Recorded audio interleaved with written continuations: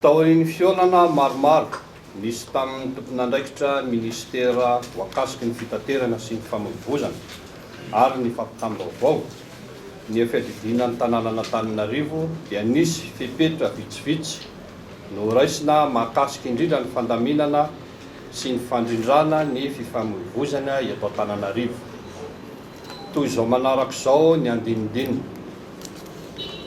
Fampitomboana nisan'ireo polisy nasionaly mandrindra ny fifamoivoizana indrindra amin'irety fionan-dalana folo manaraky ireto.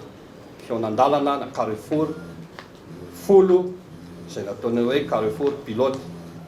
Filateksa nakadimbahoaka, Anosizato, Ampasika, Tsarasotra, Ambodimita, Analamahitsy, Ambanidia, Ampasapito, Antanimena ary Ambojatovo. Izany hoe ampitomboana zany nisan'ny polisy nasionaly mandrindra amin'ireo fionan-dalana ireo. Faharoa, isy ny fampitana mivantana amin'ny alalan'ny haino aman-jery ny toerana misy fitohanana. Izany hoe isy fampitana mivantana amin'ny alalan'ny haino aman-jery ny toerana zany izay tena misy embouteillage lavareny. Amafisiny avy amin'ny alalan'ny polisy munisipaly, zany eto indray zany polisy municipal indray zany no resahana ny asa fandrindrana ny fiantsonan'ny taxi be na le ataontsika hoe cadenceur. Le polisy municipal indreo zany ny andraikitra ny cadence le taxi be ao anatin'le arety. Isy ny fanalana ireo fiara-miantsona amin'ny toerana tsy tokony hijanonana ka miteraka fanelingelenan'ny fifamoivoizana. Ahetsika ireo mpitandro filaminana mba hamahavy hatrany ireo olana ara-pifamoivoizana. Tsara ny manamarika fa isy ny fanasaziana raha misy ny fandikan-dalana tratra.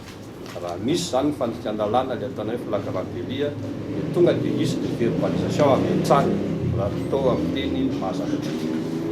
Miantsona antsony, miantsony rehetra mba hanaraka ny toromarika omen'ireo tompon'andraikitra isan'ambaratongany mba hahafahantsika ny fety am-pilaminana.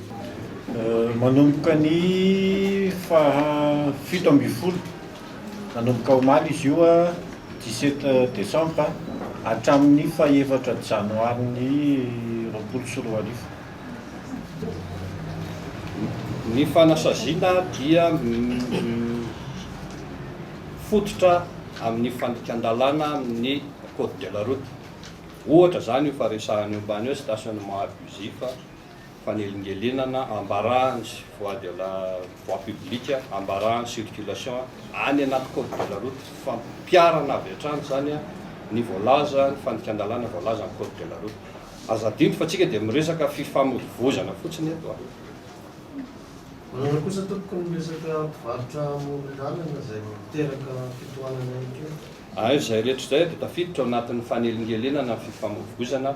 Eto moa misy namako reto angamba afaka mitondra pitsopitso madinidinika mikasika an'izay fa tafiditra ao anatin'le atao hoe fanelingelenana ny fifamoivoizana daholo dia zavatra rehetrarehetra. Voakasiky ity fanambarana ity daholo zany le atao hoe usager de la route.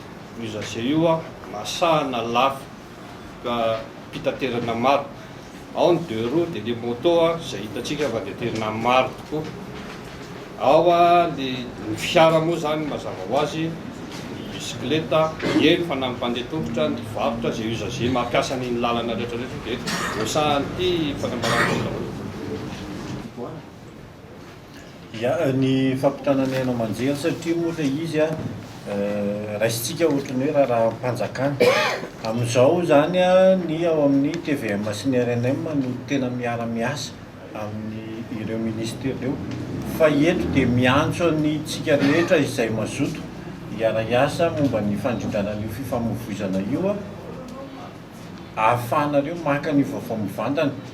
Ny point focal zany ny fanarahan'ireo ministera rehetrarehetra ireo dia ny ato amin'ny polisy pirenena. Dia eo anivon'ny sikri zany tsika afaka maka mivantana ny fitohanana hoe aiza ho aiza no mety misy fitohanana sy ohatr'izany arakaraky ny plage horaire omentsika tsirairay avy. Fiaraha-miasa zany no angatahana eto.